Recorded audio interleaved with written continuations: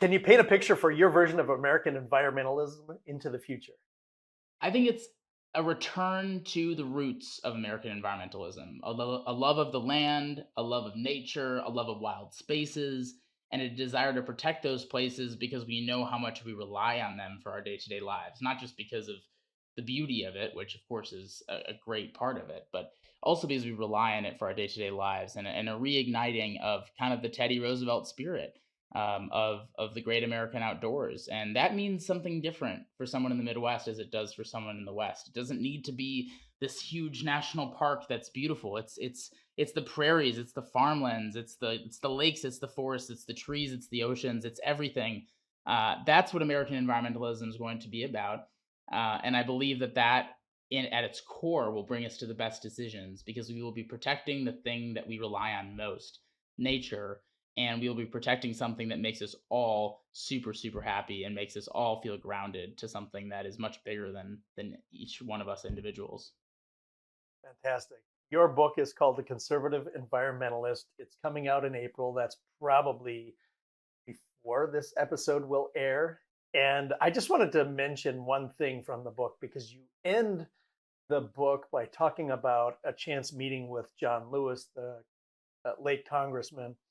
And what has fascinated me about John Lewis and his career is that he was so young when he got involved. I think he was 20 years old and he was in these meetings with these civil rights giants, Martin Luther King Jr. and Roy Wilkins and all these giants. And he just never stopped.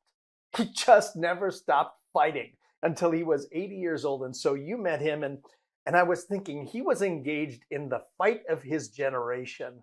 And I was thinking to myself as I read that, I'm going to be talking to this young man who's engaged in the fight of his generation.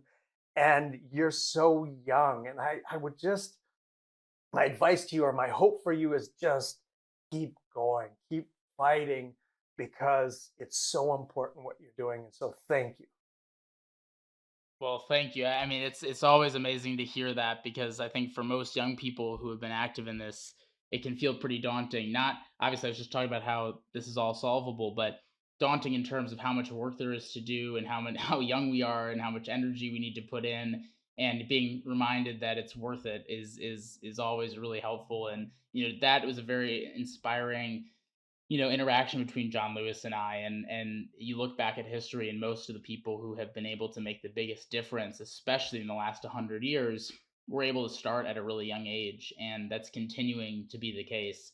And that's my message to young people is that I'm not alone in this. I mean, my CEO and president of my organization are all under 30, and our whole staff is under 30, and all the organizations we work with, a lot of their biggest leaders are under 30, and all of our top volunteers are under 30. And, this is our time. You're not too young. You can be 15 and not be too young.